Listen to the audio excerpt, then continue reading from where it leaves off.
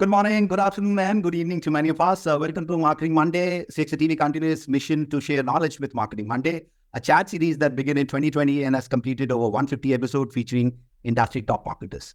So today at CXOTV Marketing Monday, we have Sujoy Sen, CMO, Kyndryl Asia. Welcome, Sujoy. How are you doing today?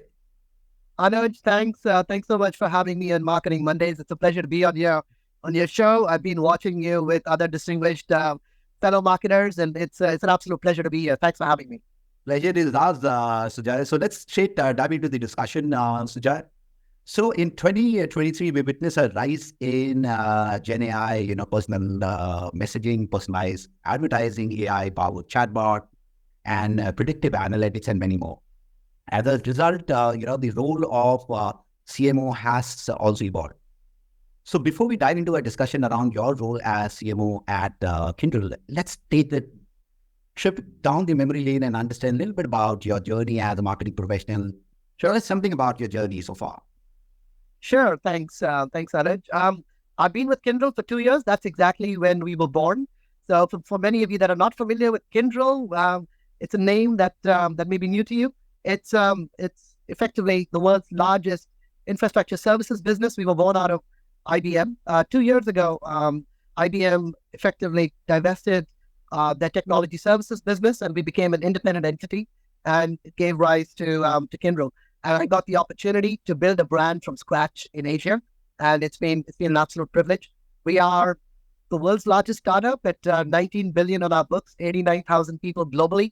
So building a brand at scale, it's an absolute dream for a marketer. So we've been very focused on establishing the brand, giving it purpose, and making sure that marketing is absolutely at the forefront of driving this both cultural change and overall transformation that is now it represented through Kyndryl. And we are working tirelessly with our customers globally to bring a very unified view to our brand, but also the way we show up in front of customers with a very, very compelling set of value propositions. I'm happy to share with you the role of marketing and how we are evolving to deliver value. Absolutely. That's what I was just about to ask you, because my next question is about, as a CMO at Kyndryl, what are your main and marketing focus, currently at the Southeast Asia and the emerging markets? Now, that's such a good question, because the market across Asia, especially ASEAN just alone, I manage ASEAN, Greater China, and Korea. So they're very diverse markets, and each very, very unique, distinct, and its own maturity curve.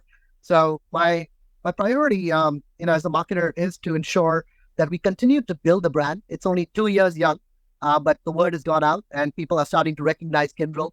And at its core, Kyndryl is a services business. We're all about people. It's that intersection of people and technology where we deliver value. But from a priority perspective, when we were first accepted as an independent identity, what we had on our books was effectively a $19 billion business and a global base of 5,000 customers. What that really translates to, I'll narrow it down to a market like ASEAN, is we've got a business that we need to protect across, I would say, 56 customers that make up more than 80% of our business. And as a result, my focus is to fortify our brand across those 56 accounts across all of our markets in the region. And as a result, I've had two main focus areas. One is to continue to drive meaning and purpose and show up as Kyndryl, as a brand that very few people knew 2 years ago, but now more and more people are recognizing. But most importantly, we want it to be a brand that our existing customers have gotten to know better. And what I mean by that is I'm not investing from a marketing perspective to grow this kind of long tail of new clients. I'm very, very focused on our existing set of clients. And as a consequence, I speak to this fairly frequently. The notion of account-based marketing is widely known, right? And then many different firms have interpretations of it. We at Kyndryl don't look at account-based focus or account-based marketing as one of many tactics. We're not hedging. It's the one thing we do, and we have to do it right. Otherwise, we risk, losing our valuable customers. So we're constantly on the edge of investing in existing relationships beyond the contract and trying to see where we can innovate and grow our business beyond our existing footprint in these key and core accounts. So from markets as diverse as Singapore to all the way to China, to Korea, to emerging markets, like you mentioned in Malaysia and Indonesia. We've got teams across all of these markets. We've got leaders that are in deep dialogue. And when marketing is called upon to make sure that we're delivering value to the business, the questions that I typically get asked is, what can we do to drive deeper conversations, build our reputation, and drive a meaningful dialogue around industries that continues to serve our clients well? And I can go into specific details as well. But that's really the main purpose is how do we drive purpose and meaning into these key accounts so we don't dilute the marketing focus and try and do too many things at one time. Yeah, I think driving purpose and meaning is something very important. I was there at one of the, even there at Canalys, they talk about a little bit around professional services. The market is expected to touch somewhere close to 4 trillion by 2024. So any numbers you want to throw around for ASEAN, or you just want to, All right. So I would say that for the services business that we are in, and we are largely in a consult, manage, and operate model where we are managing complex mission critical environments for our customers. Our scope of work would be an $18 billion business just for ASEAN. So that's a smaller market in context of overall Asia. I expect that market to be close to 35 billion, right? From a market addressable standpoint. And the market that we serve is focused around the way we deliver our consult services. We operate and manage mission critical environments, and we deliver complex system integration projects around large transformation projects that are absolutely core to industries such as airlines, whether it's booking or running the mission critical backbone of banks to retail. So all of those environments are something we currently manage for our customers. Okay, so I think you are sector agnostic, just going all across. And so what are the key benefits of adopting data-driven approach in sales and marketing, and how can it impact an organization bottom line? Well, so data-driven approach, so I'll take it from a marketing context, because we have a portfolio around data and AI, which is customer-centric. But internally, everything we do is around how we interpret the client data. So our value propositions, for example, are heavily anchored around what we call financial forensic data, which is that we are looking at, for example, banks across Asia. And in particular, we're looking at 42 banks in the region where we have existing relationships that we want to deepen. And one of the things we look at is on a spectrum of how banks are performing financially. Some banks are, expanding at the seams, really bursting, and we need to ensure that scalability requirement is something we drive with our partners such as AWS and Microsoft. Whereas some banks are, really sluggish and looking to take off cost and take out CapEx off their books and move into an OpEx environment. How do we help those banks reduce the burden of CapEx on their books? Again, working with financial firms in a way that drives that visibility over multiple years. So many of our contracts tend to be multi-year contracts. From a marketing perspective, it becomes very important that we select the right accounts. So we do a very deep financial exercise in account selection. So as I mentioned earlier, account-based marketing is one of our most valued approaches in marketing.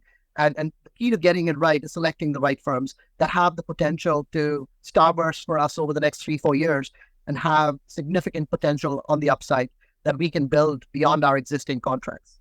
And so we do a deep amount of financial forensics. We also do a deep amount of relationship analysis. So we are understanding the stakeholders in the organization.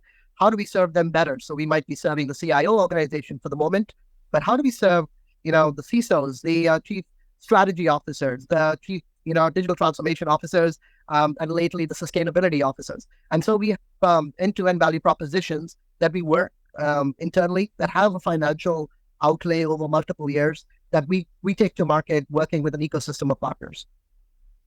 Absolutely. I think that really helped in the improved decisions as well, by leveraging these data and analytics, you gain a lot of insights around the customer behavior. And that's what I think I'll just going to be putting across when we get into the next question, which is around ABX, So what are your thoughts around the recent shift from ABX to ABM to ABX? Right. How do you think this change will impact your marketing strategy? And how does ABX align with Kyndryl overall marketing goals and objectives? Again, a very, very good question in context, especially of our business. So we manage a number of clients over multiple years, typically a 5-year horizon, right? So if you look at a bank where we're serving a multi-year contract, could be hundreds of millions over time. This shift isn't new to us. So the shift from ABM to ABX isn't new. It's always been about the experience. It's this notion of ABM being a quarterly exercise that's very tactical. It frankly had to evolve into something that's more experiential based. Yeah. What I mean by that is, we've always looked at a means of how do we build value for our clients with what matters to them most, right? So when they're looking at problem statements in their environment, and we do a lot of exercise, what we call it co-creation innovation, you can call it design thinking, but the idea is very simple. How do we collaborate with our clients? And Kyndryl's got a framework. It's called Kyndryl Vital. And that Kyndryl Vital is about practitioners from different parts of Kyndryl getting together from different parts of a bank, for example, and putting together a combined lenses and trying to solve a problem that could be very critical to a bank. It could be as simple as, how do we help them reduce operational risk? And how do we help them expand revenue through a credit card channel, for example? And so we bring to bear different skills. We do it in a very controlled environment that allows everyone to freely express their views. And then in the past, we used design thinking, but now we're using the Kyndryl Vital framework to achieve those co-creation outcomes. And an experience is really about deep emotional empathy with key stakeholders in your environment. So what shifted from ABM to ABX is a human-centric conversation.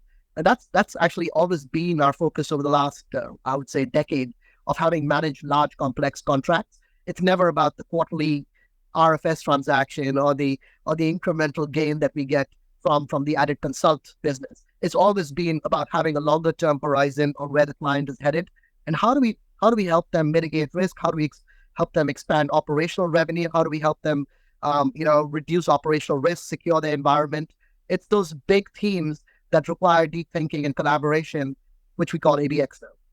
Absolutely, I agree with you. I think ABX is all about building the stronger relationship and fostering the a deeper engagement with our the multiple stakeholders for the targeted account. And so can you just tell a little bit about the particular innovation or successful ABM campaign your team has recently executed? What matrix made the campaign successful?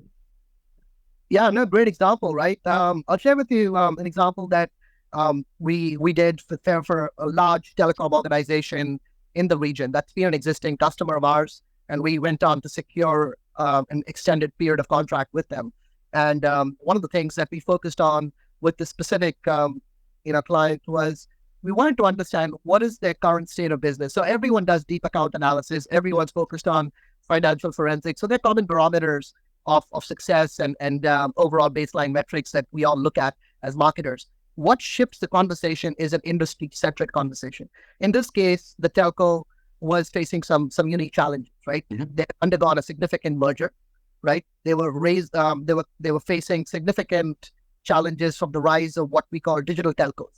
Mm-hmm. These are telcos offering very flexible contracting models, significantly enhanced customer experience period that is without any lock-in, right? That was, again, unusual. So this telco had to evolve, had to innovate, and we had to bring to bear reference points from our implementations from globally.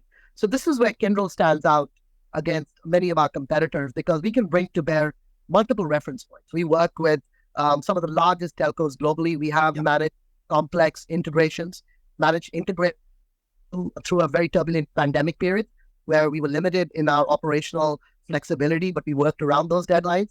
That matters to clients, delivering in very, very critical environments under very highly stressful circumstances.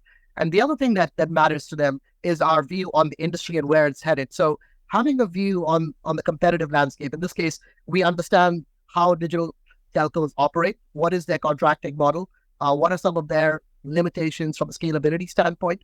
And also it forced telcos to relook at their internal operational requirements in the way they deliver customer excellence. So they had to introspect on how they deliver value. And that was a big part of our project. So it went beyond the contract. It was something that marketing was front and center, leading over multiple co-creation innovation sessions. And it paid off because we ended up signing not only a large contract, but we worked with different set of partners, which is one of the biggest values we bring as Kyndryl compared to when we were with IBM. Our ability to partner with the largest hyperscalers, in this case, with Microsoft, and being able to bring value through security partners, just being able to pair the requirements the client wants as opposed to, pitching them something that we have off the shelf. I think that made a big difference. Okay. So this was basically around one of the existing account you had, or was it more like a new acquisition for you? No, this is existing accounts, and majority of my focus is existing accounts. Okay. We obviously have momentum on new accounts as well, but that focus on new accounts is largely to try and understand what are their environments right now. So, for example, we talk about sustainability as one of the key metrics that boards are looking for to ensure that they're meeting their carbon emission goals by over the next decade. And we've just concluded COP28 in Dubai. Right. So there's a lot of fresh material coming out that Kyndryl has put out through research and through deep conversations that we've been having globally with our customers. And then, we are starting to have conversations with customers around the sustainability measures, but eventually it translates to something that is absolutely core to our business. So the key to ensuring we're meeting, helping clients meet the sustainability goals is understanding where the data sits and how they measure it. And so this measurement metric and how data resides across the enterprise over multiple siloed operations is what Kyndryl does best. We analyze the environment. We look at these data islands. We propose different ways in which we can bring these data together. We can analyze these environments. We can do it in a way that secures it. We have complex, data scientists working on issues that are looking at, for example, with an aeronautics client in the region, we're looking at ways in which they could secure their data so that we're not letting vital data being used in the cloud, and then we are able to provide that real-time analytics to them on the floor as well. So we're operating in multiple environments, from banks to airlines to manufacturing, and looking at environments in which we can look at their data securely, analyze it, and provide real-time analytics on the edge or in a secure on-prem environment. Awesome. Sujoy, so what are the biggest challenges at the moment? What are the marketing challenges that you have here? What are you seeing for 2024?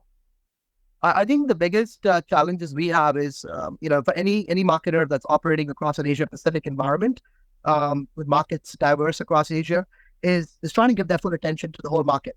So the biggest challenge is prioritizing, because every country's got a managing director that wants to ensure that patch is given equal credence and importance. And our challenge is making sure we're resourced to grow these environments. So we're working very, very strongly with all of our executives to ensure that we're looking at their priorities, whether that's an industry priority or a portfolio priority, bringing our right set of partners, and then looking at the right set of accounts. And that planning period is very complex, and it's certainly transparent. So executives are aware of the trade-offs we're making with regards to budgets and priorities against those budgets. These are incredibly tough conversations, but we're trying to have it before the year ends so that we can kind of get off to a running start in the new year. That's one of the biggest, I would say, not challenges, but it's one of those biggest tough questions that we've got to sort out before the year ends. And the other challenge is ensuring that we're operationally ready to execute with the right agencies across different regions. Obviously, we're operating in an environment that requires great flexibility from our agencies on whether it's managing of events, whether it's ensuring that we've got the right speakers lined up ahead of the next session. We're also partnering with many of the, for example, the hyperscalers on large sponsorships, so getting those lined up early in the year. So this kind of critical period in December, ahead of next year is right now, my state of mind is all about prioritization. So it's kind of top of mind. That's what I was just about to ask you, was like, effectively, how you cut through the clutter and grab that customer retention. That's something very critical, I think. Yeah, I think the way you grab the customer attention it's cliched, but it's you literally listen to what they're saying. So in this case, the customers are saying, Sujoy, I really want to talk about, for example, how Gen AI is going to impact my operations and the risk posture that I have to undertake. Because don't forget, there's, while 2023 is now widely touted as the year of Gen AI. What is not discussed often is sheer volume of data is going to unleash in 2024, and how that data needs to be secured, managed, analyzed over complex environments, and ensure that the credibility of the source of that data is equally important. And so there's so many questions around how Gen AI is going to be used across enterprise environments. We're working with partners like Microsoft on Copilot Obviously, we're looking at data coming in from very trusted sources like Adobe, for example.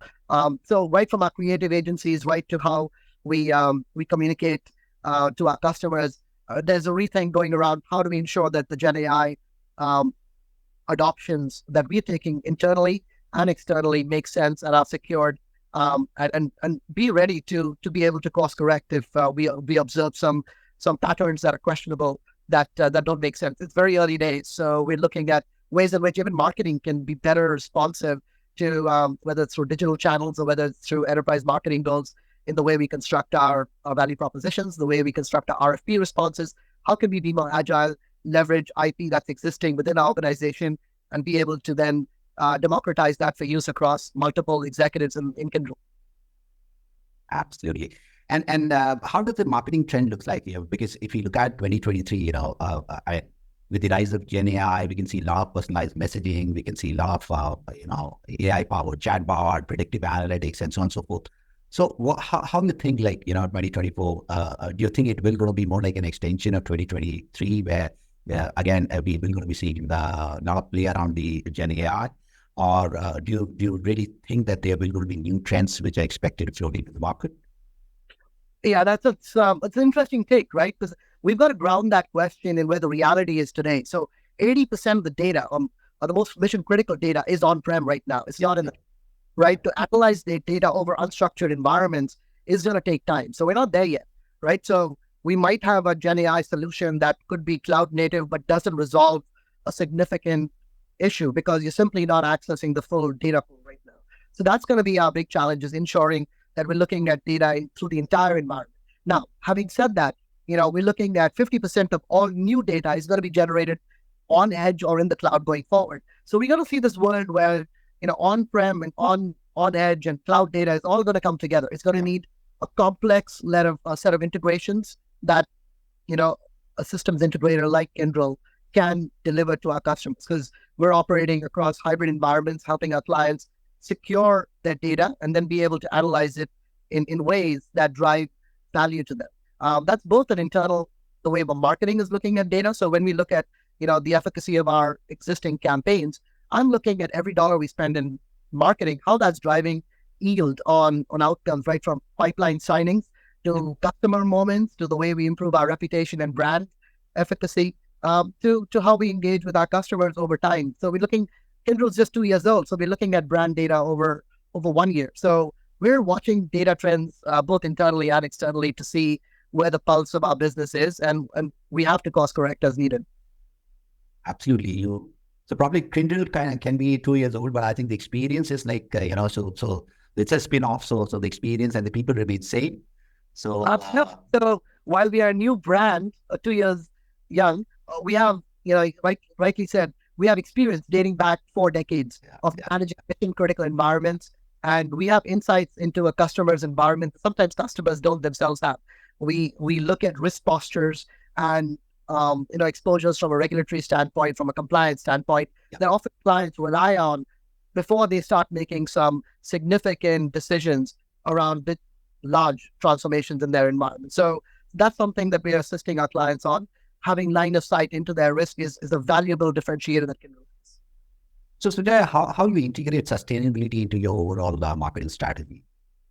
I think, so one of the fastest ways in which we can integrate sustainability into our marketing environment is simply the awareness around, in ways in which, for example, if I'm executing an event, how do we ensure that our entire supply chain is and our procurement processes are sustainable in terms of right from procuring the right materials to ensuring that we're dealing with the right agencies to the right hotels and so on.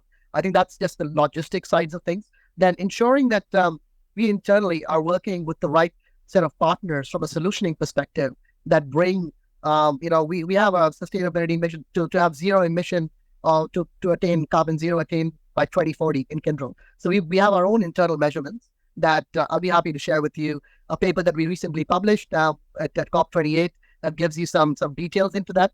And but from my perspective, as we start to procure and do events, that's our priority, is ensuring that we're working with the right set of suppliers. And then from a value proposition standpoint, is understanding the overall, I would say, posture for existing clients in terms of their goals, and how do we help them attain that? So, making sure that we don't go backwards and just take them forward. And that requires, we think of the way, again, how data is structured, how their operations are they working a lot on existing data centers? How do we move them to the cloud? How do we ensure that's secure? And the whole multitude of processes that are involved in getting us there. Absolutely. I think sustainability is eventually becoming a key differentiator in the enterprise decision making, and more organizations are seeking out products and services from the companies which are actually demonstrating the commitment to sustainability. So I would love to have that Sure. Now, report. That right. Absolutely, I look forward. And this is a very important question, because you're a veteran. You've been there in industry for almost 2.5 decades. And, we have a lot of aspiring CMOs who will be watching you. What piece of advice would you like to share with other marketing leaders for 2024? I would say, through my reference points, right? Because I still a fair amount to learn, but some things that have stayed with me is, and this is again cliched, but it's worked remarkably well for my mission, is just that absolute focus on business outcomes. And I don't mean that generically. I mean, have line of sight into your most important customers, have very clear understanding of their patterns, whether that's renewal cycles, whether that's the ecosystem you operate in with your partners, and then make sure that you're bringing value by integrating across all of those. So I'll give you an example, right? If you have a bank in, say, the Philippines right now, right, which is one of our largest banks in the region, right? We know what their priority is around, say, mobile applications, right? We know through the pandemic that's being accelerated in terms of development. How do we bring our development teams? How do we bring the right security partners? How do we bring the right cloud providers? And we architect an end-to-end vision that attains that objective, right? And marketing has to be bridging some of that in terms of how we workshop this in controlled environments. And we've got to put together a safe environment in which we can ideate, which we can, transition into what we call a minimum viable prototype for services design, and then take that forward and be able to do proof of concept, proof of experience testing that can then manifest into hopefully an RFP that we can shape down the line. And one of the most successful ways in which marketers can be a part of that is try and be early in the business development cycle, which is one of my my past experiences being in business development. So be involved in the early shaping of the opportunity, so you have line of sight end to end. There's no greater joy for a marketer to be involved right from the beginning all the way to the end. And you win some, but you learn from the ones, you lose some. But overall, there's this considerable learning all across the board. Absolutely. I think business outcome is the most critical part for all the marketers. And thanks to Sujoy, I think we need to get ready to embrace personalization, leveraging the power of video harness, the potential of AI, and build a relationship with micro-influencer and champion sustainability. I think the future of 2024 is bright and looks pretty exciting to all of us. With this, we come to the end of the episode. Thanks, Sujoy, for such an insightful session. We really had a pleasure interacting with you. Anuj, thanks for having me. 2024 is going to be an even exciting year. I think there's a lot of unanswered questions that 2023 opened up. Yes. And look forward to chatting with you again in maybe 6 to 12 months and looking back and saying, wow, what a year. Yes, absolutely. Absolutely. Thank you so very much, Sujoy. For more updates from CXO TV, please like and subscribe to our channel.